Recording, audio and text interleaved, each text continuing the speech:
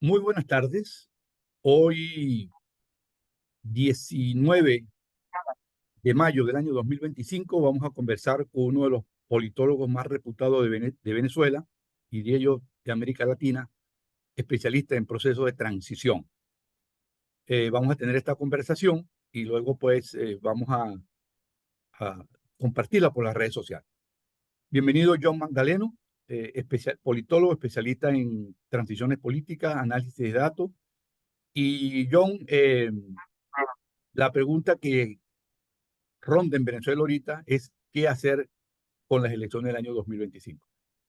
Hay dos tesis, las tesis de la abstención y la tesis de la participación. Quienes esgrimen la tesis de la abstención en el supuesto compartido por todos de que Edmundo González ganó las elecciones del 28 de julio del año pasado, le ganó bien ganada y hubo pues un robo de las elecciones y hay un gobierno que está en el poder. Edmundo es el presidente electo, pero Maduro está gobernando. El argumento o los argumentos para no participar son los siguientes. En primer lugar, no se debe participar en ninguna elección hasta que no se reconozca la victoria de Edmundo González. Segundo, que es el mismo CNE y es el mismo Elvis Amoroso que va a dar los resultados.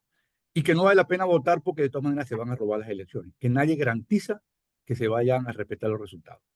Y que esta es una elección para normalizar y para para tranquilizar al país en unas falsas elecciones. ¿Cuál es la opinión de John Magdaleno sobre estos argumentos que esgrimen quienes dicen que no hay que participar?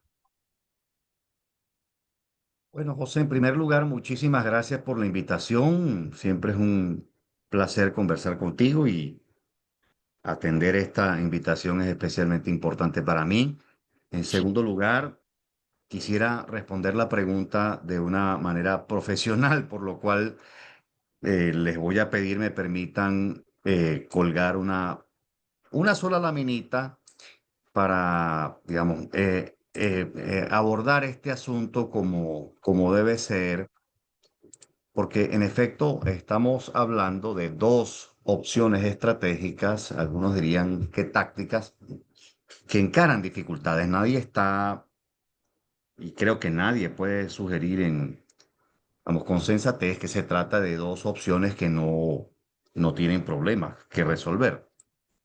Abstenerse está asociado a las siguientes consecuencias que prueban no solo el caso venezolano, sino también una, un repertorio grande, bastante elevado, diría yo, de casos en los cuales esta opción se ha utilizado. Abstenerse por lo regular desmoviliza y despolitiza a la población y esto va contra lo que recomiendan los investigadores más reputados en materia de democratizaciones, precisamente. El propio maestro Juan Lins, uno de los, digamos, primeros grandes estudiosos de los casos de transiciones a la democracia, sugerían entre los cuatro factores que producían crisis de legitimidad de regímenes autoritarios, insistir mucho en mecanismos y canales de movilización social y política. Bueno, la abstención conduce exactamente a lo contrario y ahora que se ha propuesto eh, ejecutar modalidades de abstención activa. Le he escuchado decir, por ejemplo, a Roberto Casanova tal cosa y hay otros investigadores, otros estudiosos de otras áreas que lo han propuesto. Bueno, muy bien, aquí la pregunta más evidente es cómo se operacionaliza la abstención activa. No es fácil de operacionalizar la abstención activa, de forma tal que esta es una primera consecuencia inevitable. En segundo lugar, respetando obviamente la opinión de aquellos que creen que la abstención es el curso de acción cedente en este contexto, pues bueno, la abstención enfrenta el problema de orden estratégico de que no le presenta a la población digamos, una opción para la lucha. Es decir, decir que participar no corresponde equivale sencillamente a censurar, a prohibir una opción. Pero prohibir una opción no equivale a presentarle una a la población. Y este es el segundo problema que yo veo asociado a, digamos, la opción de la abstención. En tercer lugar, la investigación comparada ha sido bastante elocuente en sus hallazgos sobre esta materia. La abstención tiene un efecto negativo de corto y mediano plazo sobre las capacidades organizativas las capacidades de articulación y hasta de coordinación de los sectores opositores que le hacen frente a los regímenes autoritarios.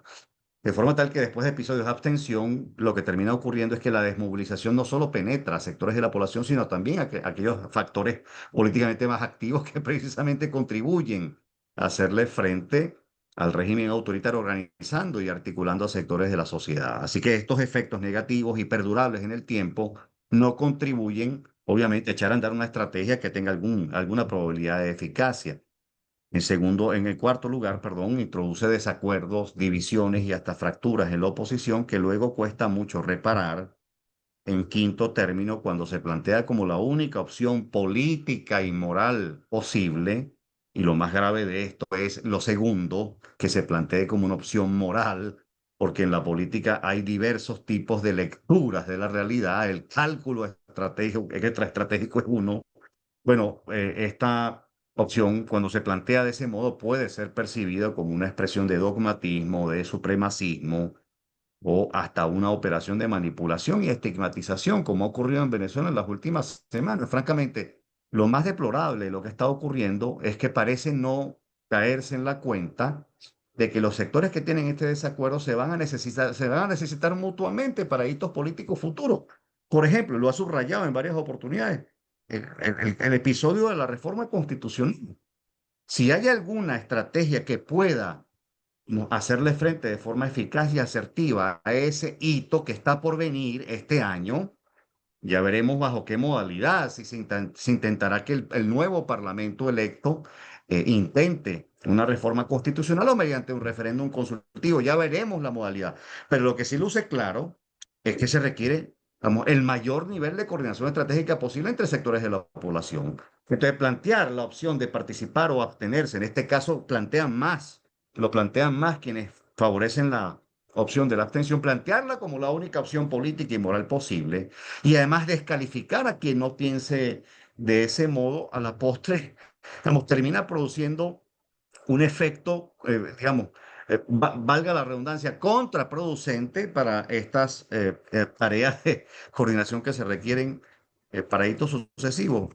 De paso, contrasta mucho con la estrategia que digamos, ejecutó en la práctica, se implementó de cara a la elección presidencial del 28 de julio y francamente si somos objetivos en el análisis, tenemos que decir que de cara a las elecciones presidenciales del 28 de julio no hubo una mejora sustantiva de condiciones y garantías electorales. No se le puede pedir tal cosa a un régimen autoritario que incluso camina hacia una autocracia cerrada. Es decir, en este tipo de regímenes hay elecciones no competitivas.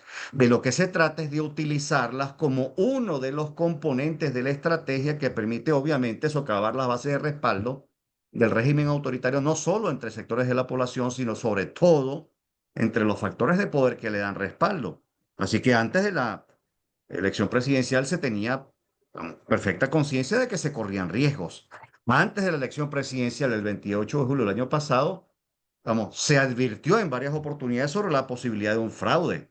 Obviamente es absolutamente reprochable, censurable que haya ocurrido, pero esto se dijo con antelación.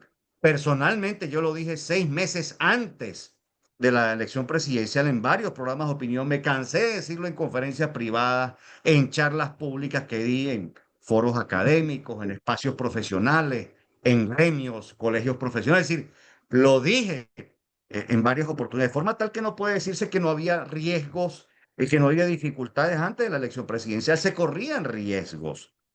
Es cierto que una vez que se materializa un fraude masivo, obviamente estamos en presencia ya no de la hipótesis o de un pronóstico, sino de un hecho. Bueno, muy bien, pero no es cierto, no le hacemos honor a la verdad si decimos que antes de la presidencial no habían ya graves violaciones de garantías digamos, de los ciudadanos y de grupos sociales y políticos. Y termino el análisis de la opción de la abstención con esta reflexión. ¿Qué es lo que puede producirle más desgaste al régimen autoritario cuando sopesamos las opciones de abstenerse y participar? Francamente, tiendo a pensar que la abstención no le causa ningún desgaste, no lo somete a ninguna prueba, no le formula ningún dilema estratégico. John, Porque una cosa es que exista la posibilidad de que te hagan fraude, otra cosa es que te veas obligado a hacerlo. lo cual obviamente representa un costo nacional e John, internacional. perdona que te interrumpa. Digamos, la ruta de la abstención comenzó en el año 2005 en Venezuela porque se iba a ilegitimar a Chávez. De allí, el segundo episodio de abstención fue cuando en el 2000, bueno, participamos en el 2010, luego participamos en el 2015. En el 2017 no se participó en las elecciones, se boicoteó las elecciones de alcaldía, luego en el 18 tampoco se participó, en el 2020 tampoco se participó, en las elecciones de gobernaciones de 2021 se participó 21. a media. Ahora, ¿cuál es el Ujú. balance de esos procesos de abstención? ¿De qué ha resultado esos procesos de abstención? El balance, José, es que el oficialismo, en concreto el régimen autoritario, acelera la marcha del control institucional, no solamente, es decir, no solo de las instituciones públicas, sino sobre todo de sectores de la sociedad. Acelera la marcha. Es decir, no es verdad que la abstención produce un efecto deslegitimador definitivo, porque los regímenes autoritarios gozan de otro tipo de legitimación muy distinto a los regímenes democráticos. Estamos leyendo al régimen autoritario como si se tratara de una democracia que ha sido, vamos, averiada por violaciones de garantía. No, no, amigo, esto no es democracia desde el año 2002. Aquí se equivocan muchísimos analistas. En Venezuela se han producido tres mutaciones del régimen político venezolano. Tres mutaciones. La primera mutación se produce desde la propia llegada de Chávez al poder en el año 99 y ya en el año 2002 están presentes los contornos esenciales de un régimen autoritario. Ese primer tipo de autoritarismo que tuvimos en Venezuela se conoce técnicamente en la literatura especializada sobre la materia como autoritarismo competitivo. Es la expresión que se le debe a Steven Levitsky, profesor de Harvard University, y a Lucan Way, profesor de la Universidad de Toronto. Bueno, muy bien. A partir de esa fecha, se instala, en mi opinión, el régimen autoritario competitivo y arranca otra serie consecutiva de violaciones de garantías. Es estando Chávez en el poder que se produce ya no solo la primera, sino una segunda mutación. La mutación que conduce al régimen autoritario competitivo a un autoritarismo hegemónico. Es decir, quien coloca las piedras fundacionales y quien desarrolla las violaciones de garantía que hacen posible esa segunda mutación es Chávez, pero quien remata la faena es Maduro. Por tanto, puede hablarse, en mi opinión, de autoritarismo hegemónico, la segunda mutación, es justo después de la elección parlamentaria del año 2015 porque la escala y gravedad de las violaciones de garantías obviamente es mucho mayor. Es decir, justo después de la elección parlamentaria de 2015, donde la oposición obtiene 2 tercios, mayoría calificada de 2 tercios, es que vemos violaciones como la que comete el Tribunal Supremo de Justicia, violaciones como la que comete el Consejo Nacional Electoral en la elección de gobernadores de octubre de 2017. Hay que recordar que 72 horas antes de esa elección fueron migrados electores en 8 estados del país, en centros de votación de 8 estados del país. No se había registrado una violación como esa en el pasado. Esa es la segunda mutación. Y desde esa fecha, 2015, hasta la presidencial del 2018, perdón, de 2024, el año pasado, se venían produciendo nuevas violaciones de garantía. Por tanto, no es cierto decir que es a partir del 28 de julio del año pasado que se inicia la trayectoria de la tercera mutación del autoritarismo hegemónico a la autocracia cerrada. Esa trayectoria arranca con mucha mayor nitidez a partir del año 2018, en donde efectivamente inhibiciones como las inhabilitaciones, restricciones como las inhabilitaciones, impiden que la oposición pueda participar, muy distinto a lo que había ocurrido en la última presidencial de 2013. Entonces, desde esa fecha hasta hoy estamos en una marcha, la tercera mutación hacia la autocracia cerrada, que es lo que ocurre después del 28 de julio del año pasado, con motivo de la presidencial. Se acelera la tercera transformación, la tercera mutación. Entonces, el saldo es muy negativo. Si no se trata ya solamente de preservar espacio, porque efectivamente en una competencia asimétrica, es decir, allí donde una disputa asimétrica, en donde quienes están en el poder obviamente disponen de recursos para imponer reglas de juego que incluso suponen mayores restricciones para la oposición, bueno, evidentemente usted no va a preservar los espacios, no tiene la misma probabilidad. Pero si le deja libre el terreno, entonces eso permite acelerar la trayectoria en la dirección de estadios mucho más problemáticos y existencialmente amenazantes. Es decir, después de que usted llega a una autocracia cerrada, ¿qué es lo que sigue? Bueno, ¿qué es lo que yo creo que está planteado para Venezuela? Esa es la amenaza que está planteada para Venezuela, que el régimen pretenda, vamos, conducirnos hacia un régimen totalitario. Esa es la magnitud y gravedad de la amenaza que está planteada. Por tanto, en unas circunstancias como esta, a sabiendas de que usted no está peleando con reglas de juego equilibradas, porque hace rato hay mucha desigualdad y desequilibrio y asimetría en la competencia, la política me refiero, no solo a la electoral. Ya usted sabe que no tiene elecciones competitivas de hace rato. ¿Qué es lo que le queda? Tiene que dar la pelea, no se puede resignar. Ahora, cuando analizo la Bueno, opción de perdón, la participación, John, adelante, José. John, sí, claro, porque es que exactamente ahí es que se bifurcan los caminos en cómo se dará la pelea. Con la abstención, que ya tú la has analizado en detalle, o con la participación.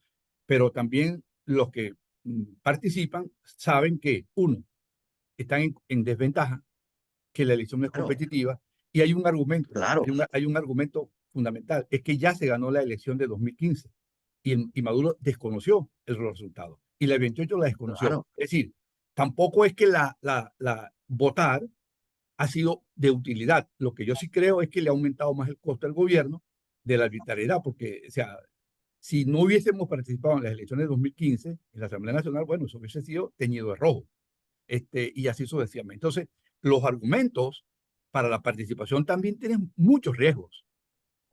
Sí, claro, desde luego. Y eso es lo que quiero sopesar. Es decir, no estamos hablando de una opción que pinta mal y otra que pinta bien. No, no, no. Ese tipo de simplificación no opera en este caso. En ambos casos estamos hablando de opciones riesgosas. En ambos casos estamos hablando de opciones subóptimas. Es decir, que no producen un resultado óptimo en ambos casos. Pero claro está, ¿cuál es la ventaja ulterior de la participación? Bueno, ya la voy a analizar. Claro que la participación está sometida a problemas. El primero es este. Bueno, debe permitirse la participación de fuerzas políticas verdaderamente distintas a las que forman parte o son socias de la coalición dominante de la autocracia. Y sí es cierto que esta primera premisa está afectada por las restricciones de garantías que en efecto implementa el régimen autoritario. Si el régimen autoritario, entendamos esto que es muy difícil de asimilar porque es obviamente antidemocrático, pero es que esa es la naturaleza de un régimen de este tipo. Es autoritario por eso, porque viola garantías. ¿Qué es lo que hacen los regímenes autoritarios? Ejercen capacidad de veto, ejercen poder de veto. Sí, sí, efectivamente ellos deciden quiénes participan y quiénes no. Sí, es así. Es decir, lo estoy describiendo, no estoy formulando un juicio de valor. Por supuesto que es detestable que tal cosa ocurra. Por supuesto que es profundamente antidemocrática, pero no estamos hablando de regímenes autoritarios. En particular, uno que ya inició la tercera mutación hacia una autocracia cerrada. Por tanto, respecto de este primer punto, lo que hay que interrogarse es, ¿hay espacio para que una oposición genuinamente comprometida con el cambio político participe, sea la elección de que se trate? ¿Hay espacio? ¿Queda un espacio para que sectores de la oposición participen de la verdadera oposición? Porque si la respuesta es sí, entonces, caray, hay un punto a favor. Mientras le dejen a usted, a algún sector de la oposición, la posibilidad de participar, me parece que hay que evaluar con seriedad hacerlo. En el año 52, cambiando de contexto y obviamente de fecha, en el año 52, cuando se va a celebrar en Venezuela la Asamblea Nacional Constituyente, no habían ilegalizado ya a Acción Democrática y al Partido Comunista de Venezuela. ¿Y acaso no es cierto que en COPEI y URD se discute qué hacer?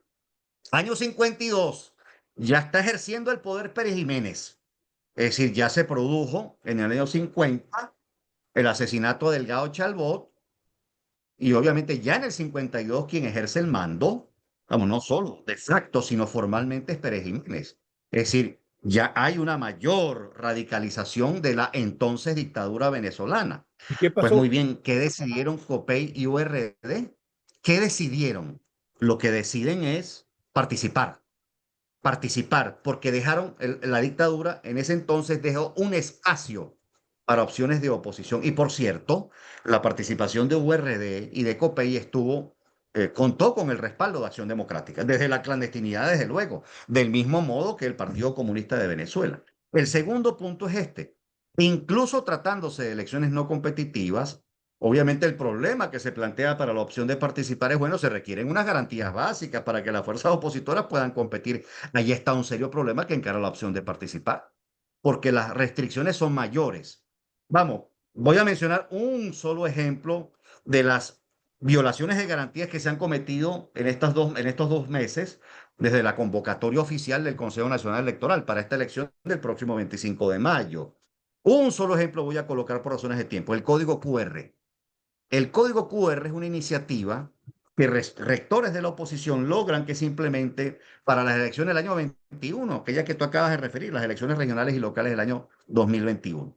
Y esa innovación es la que permite, por cierto, esa innovación sirve mucho también para la elección del gobernador del estado Barinas, Sergio Garrido, cuando gana en enero del año 22, que es la elección que se tiene que repetir en virtud de una violación muy grave de garantía que se comete cuando se inhabilita a Freddy Superlano una vez que gana la gobernación del estado Barinas. Bueno, muy bien, ese es el tipo de violaciones que desafortunadamente tienen lugar en este tipo de régimen. Bueno, muy bien, esa innovación le permite a la oposición probar que gana la elección presidencial del año pasado, el 28 de julio. Entonces, ¿cuál es la respuesta del régimen autoritario? En este caso, de uno de los órganos del Poder Público Nacional. Bueno, quitar el código QR. Es decir, se ve que todo lo que están haciendo las instituciones oficiales es generar la mayor cantidad de desincentivos posible para que la gente no vaya a participar. Tercer punto involucrado con el análisis, la evaluación de la opción de participar. Bueno, a veces puede ser difícil de operacionalizar la participación si una diversidad de fuerzas opositoras no puede competir en la práctica. Así que es un punto que vale la pena discutir. ¿Cuál es una de las principales razones por las cuales, en mi opinión, Machado ha dicho que no va a participar? Porque le desmantelaron el partido con motivo de la presidencial del 28 de julio y días subsiguientes. ¿Quiénes son los principales perseguidos? Ya habían sido perseguidos en el pasado dirigentes de Voluntad Popular, fueron perseguidos luego dirigentes de Primero Justicia. Sí, bueno, le toca el turno en virtud de, obviamente, las violaciones de garantías que comete el régimen autoritario, le toca el turno a la gente de 20, es decir, la dirigencia y la militancia de 20. Bueno, muy bien. Este es el problema de fondo que plantea que todos los actores de oposición puedan coordinarse alrededor de la participación, de forma tal que el régimen autoritario genera desincentivos para que unos participen precisamente. Es decir, así como la oposición intentó formularle dilemas estratégicos al poder, al régimen autoritario con motivo de la presidencial, el régimen autoritario responde generándole desincentivos, dilemas estratégicos también a la oposición. Obviamente esto requería una discusión estratégica en el seno de la oposición política en su conjunto, no solo en la coalición de partidos que está representada en la plataforma unitaria. También la participación, hay que decirlo, si somos justos en el análisis, introduce desacuerdos, divisiones y fracturas. Si acaso se formula con dogmatismo, si se plantea con supremacismo, si se plantea con estigmatización de los que piensan distinto. Pero tengo que decir que en mi balance de quién ha utilizado cuál cosa, ¿sí? Quienes han estado, o por lo menos algunos de los que han estado promoviendo públicamente la abstención, han solido ser la mayor parte de los que acusan a los otros, a los que promueven la participación, no al revés. Es decir, los que están promoviendo la participación más bien están en actitud defensiva, no ofensiva, descalificando al resto. Yo Un fraude entiendo, yo electoral entiendo, masivo yo como el entiendo que yo, vimos, yo entiendo yo perdón. que los que están participando decidieron dejar cancelar esa discusión y es lo que yo puedo percibir y dedicarse fue a lo suyo, hacer campaña para buscar los votos y no está desgastándose en una guerra Bueno, intestina contra los que están promoviendo la abstención. Bueno, claro, porque además por diseño, si usted promueve la participación y está haciendo campaña, si usted le dedica tiempo a contrarrestar los argumentos de quienes piensan que hay que abstenerse, usted está perdiendo tiempo de campaña electoral.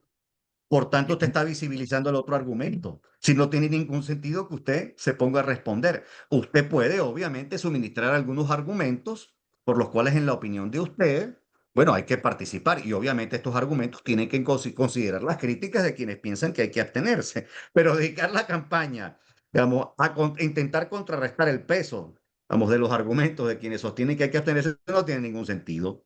Y por último, aquí viene la pregunta que para mí es decisiva, porque obviamente usted está eligiendo entre dos opciones malas, entre dos opciones problemáticas. Nadie está diciendo que una es buena, fácil, y la otra es mala, difícil. No, no. Las dos son Las dos conducen a resultados subóptimos. La pregunta de oro que resuelve el dilema para mí es esta, que ya la planteaba para el caso de la abstención.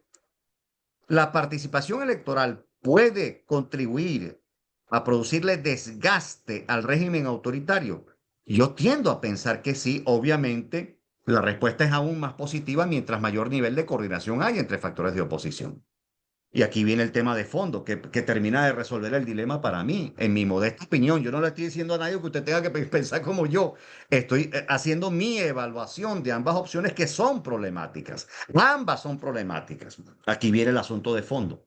¿Qué vamos a hacer colectivamente de cara a la reforma constitucional?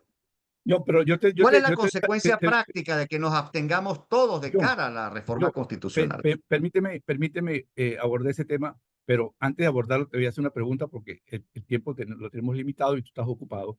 La pregunta es la siguiente. ¿A Maduro le conviene que haya más participación o que haya menos participación en este 25 de Le mayo? conviene la mayor abstención posible. ¿Por Le qué? conviene la mayor abstención ¿Por qué? posible, ¿Por porque qué? no hay ningún artículo, ninguna disposición ni constitucional ni legal, ninguna que haga de la abstención un instrumento con una consecuencia políticamente relevante.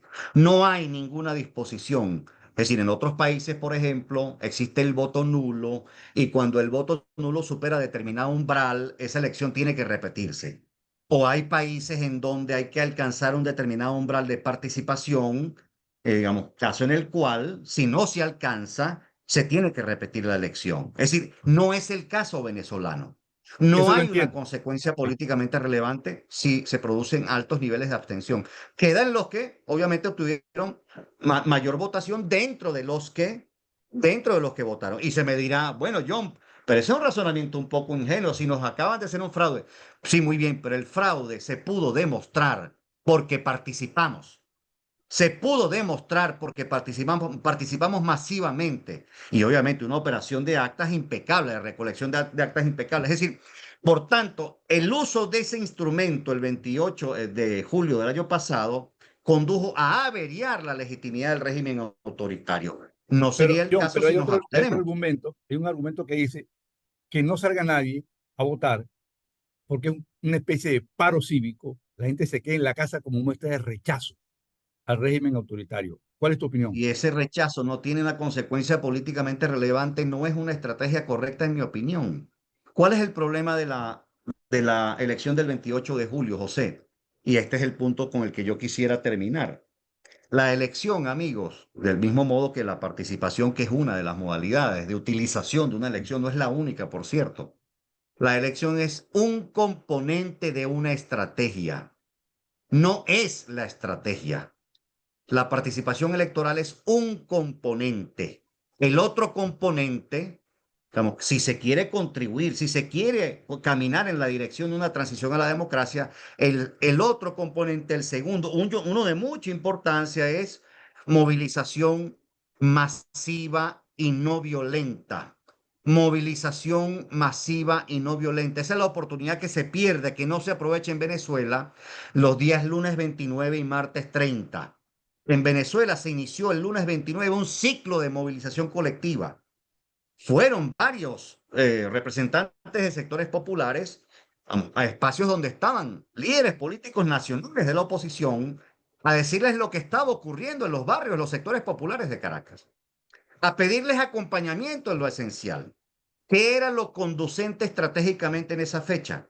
Que el más alto liderazgo político de la oposición girara una instrucción para que se desarrollara ese ciclo de movilización colectiva de manera no violenta. Eso no ocurrió, José. Yo Entonces usted no comparto le esa puede pedir tesis. milagros a la elección. Yo Es comparto decir, usted esa tiene que tesis. encadenar variables. Este es Perdón, el John, punto, porque en el perdón. liderazgo opositor, perdóname, José, en el liderazgo opositor, salvo escasas excepciones como tu caso, sí, no se comprende esto. Para conducir a un país a una transición a la democracia, usted tiene que encadenar varias variables. Lo he repetido durante 11 años consecutivos. Más de 1000 veces lo he dicho, y no exagero porque he dado más de 1000 conferencias, clases, charlas, foros sobre la materia. Más de 1000 veces lo he repetido. Es decir, Una transición es el fruto de una estrategia que logra encadenar exitosamente variables. Una variable es la participación electoral masiva. La segunda variable es la participación masiva también, pero en ciclos de movilización colectiva, protestas no violentas. La tercera variable era la apertura de canales de comunicación con factores de poder. Eso fue, Bueno, eso fue, hoy en día se sabe eso falló. que de un lado de la oposición se intentó tal cosa, pero que esos interlocutores no eran considerados como válidos por factores de poder y que sí había otros interlocutores que podían hacer la tarea, pero que fueron suprimidos por los primeros. Entonces tal cosa no puede operar. Es decir, tiene que abrir canales de comunicación con interlocutores que sean considerados como válidos, de forma tal que la segunda, el segundo y el tercer componente fallan, y el cuarto una presión externa que sea coordinada con factores internos, pero que sea exitosa, que sea asertiva. Básicamente, el propósito de la presión externa tiene que ser precisamente abrir esos canales de conversación, abrir esos canales de comunicación. Claro. Bueno, tampoco funcionó el cuarto componente. Entonces, cuando se dice, bueno, pero ¿para qué vamos a ir si se hizo un fraude? Si se hace un fraude y las cosas no caminan en la dirección de cobrar el triunfo porque otros tres componentes de la estrategia se ejecutan mal. Primero se diseña mal, la operación se diseña mal, pero se ejecuta mal. Por tanto, el componente que realmente funciona sí fue la participación electoral masiva. ¿Se configuró una mayoría o no, no se configuró a favor del cambio político en Venezuela? Sin duda, sin ¿Se duda. logró demostrar que Edmundo González Urrutia ganó o no ganó? Muy bien, ¿se probaron con actas o no? ¿Eso es del dominio público nacional e internacional o no? Entonces, Claro. ¿cómo es que ese componente falla? El que es exitoso es ese. Los componentes que fallan en previsión de un fraude, como lo dije 6 meses antes de la presidencial, los componentes que fallan son los otros. El John, perdona que componente te 2, la interrumpa. movilización colectiva. El componente 3, la apertura de canales de comunicación con factores de poder. Y el componente 4, la presión externa, que no obra en la dirección de facilitar la comunicación con factores de poder. Entonces, el asunto es mucho más complejo. Yo suscribo absolutamente el segundo punto. Yo creo que el error, fue un error, hay que reconocerlo, del liderazgo en ese momento fue no haber llamado a la protesta, haber desescalado y haber llamado a la gente a su casa y después cuando la trataron de llamar el 9 de enero ya no hubo caso. Ahora, John, finalmente, José, pero ya va, permíteme un breve comentario, reforzando esta opinión tuya. ¿No fue eso acaso lo que se le criticó inmisericordiamente a Capriles en 2013? He sostenido públicamente que Capriles no gana porque en ningún estudio de opinión él está arriba. En ningún estudio de opinión previo él está arriba. ¿Sí? Pero esta vez sí había prueba incontestable de que la oposición estaba arriba y por mucho, por una sí, ventaja de 37 puntos porcentuales. En aquella oportunidad no estaba arriba y no se pudo probar. Bueno, y no fue eso lo que se le criticó a Capriles. Yo no entiendo entonces, no entiendo, amigos, no entiendo. bueno, John, para terminar, viene eventualmente un referendo, eventualmente, de reforma constitucional y o inevitablemente una elección de alcaldes y de concejal, del gobierno más local. ¿Cómo se puede explicar para los que están hoy llamando a la abstención que se den la vuelta, giro de 180 grados y llamen a la participación? Eso sería para mí lo recomendable, pero sería coherente. Bueno, amigos, fíjense, Machado fue coherente con su discurso histórico al participar en la elección del 28 de julio de 2024. En estricto sentido, no. ¿Por qué Machado no? siempre había sido de la tesis de que en estas coyunturas en donde la asimetría era muy grande, las violaciones de garantías eran severas, no podía participarse. Y fue un acierto, en mi opinión, de Machado que ella desandara esa vieja tesis y que abrazara la tesis de la participación electoral. Si Machado no hubiera abrazado la tesis de la participación electoral y no hubiera estimulado al país a hacerlo, amigo, la oposición al día de hoy no hubiera podido probar que en efecto es mayoría en una elección presidencial. La oposición nunca lo había podido hacer en una elección presidencial. ¿Estamos conscientes de eso? Estamos conscientes de eso, que la oposición nunca había logrado, primero, configurar una mayoría de cara a una presidencial. ¿Sí? No había podido probarlo. ¿Sí? Obviamente se sabe. del conjunto de irregularidades que no son novedosas y que han ido escalando en gravedad y magnitud con el paso de los años. 2018 es un caso demasiado grave, ya era un caso demasiado grave, pero ya venían cometiéndose irregularidades, y, vamos, ventajismo, simetrías de poder, violaciones de garantías, incluso estando Chávez en vida. Por tanto, el asunto de la coherencia hay que verlo en su justa dimensión. Si utilizamos el argumento de la coherencia con estricto apego a lo que entendemos por tal cosa, pues bienvenida a la incoherencia de Machado en 2024, porque esa incoherencia le permitió al país conocer que en efecto el cambio es una mayoría, que No, los y que desean cambio Que político María somos Corina, una y que mayoría, 7 de cada 10. María Corina fue Entonces el argumento de la la líder de ese coherencia se proceso, cae fue por la su líder. propio peso. Claro, Pero el entonces, argumento de la coherencia se cae por su propio peso, José. Más importante es que la oposición sea eficaz que coherente, que sea políticamente eficaz. por tanto, tu recomendación final o tu sugerencia, ya desde el punto de vista politológico, ¿tú recomendarías que si hay referéndum, se unifiquen las fuerzas, se vaya al referéndum y si hay Sin elecciones duda alguna, José, para alcalde, sin duda se alguna, unifiquen las fuerzas? sin duda alguna, José, yo puedo entender que de cara a esta elección, como serán las subsiguientes, hay, como habrán, muchos desincentivos para que la oposición se coordine estratégicamente. Ahora, mi invitación, más allá de la opinión que cada quien tenga sobre este debate, si hay que abstenerse, si hay que participar, este es mi modesto punto de vista, este es mi modesto análisis. Yo puedo entender las diferencias, pero amigos, el caso es que vienen nuevos hitos políticos y la sociedad requiere una respuesta estratégica. La sociedad tiene que dar una respuesta estratégica frente a esos hitos. El de la reforma constitucional es un hito. Las elecciones de alcaldes y de consejos municipales es otro hito. De forma tal que lo que no puede ocurrir, en mi modesta opinión, pensando en el país, pensando en las perspectivas de un proceso de democratización en lo sucesivo, lo que no puede ocurrir es que la oposición vuelva a un nuevo hito sin coordinación estratégica. Así que sí, en mi modesta opinión, es hora, pero habrá que esperar ya esta elección, ya esto para mí es un hecho dado, sí, no tendremos el resultado satisfactorio que esperaríamos, por lo menos en términos de la participación. Así que la reflexión que yo quiero dejar es, amigos, ¿no? Se requiere coordinación estratégica para los hitos sucesivos, sea cual sea la opción estratégica, en mi modesta opinión, lo que puede generar mayores dilemas estratégicos para el poder es participar. Pero bueno, que se discuta, es decir, que se coordinen los factores. No podemos reducir la oposición a una coalición de partidos, amigos. El 70% no puede ser reducido a esa coalición de partidos. Allá hay mucha más gente que la militancia y dirigencia de los partidos de oposición, mucha más gente. ¿Cuándo se le habla a esa gente en lo sucesivo? ¿Qué se le dice a esa gente en lo sucesivo sobre la estrategia de lucha contra el régimen autoritario? ¿Qué se le propone en concreto? Bueno, o sea, yo creo que la respuesta estratégica que hay que dar. Bueno, bueno, hemos escuchado a John Magdaleno. Esta transmisión la vamos a distribuir Urbit et Orbi por todo el mundo.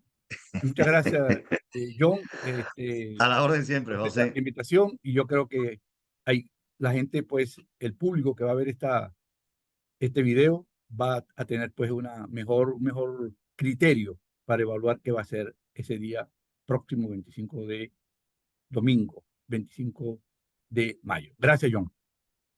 A la orden siempre. Feliz tarde para todos, o noche, o día, según vean este video. Así es.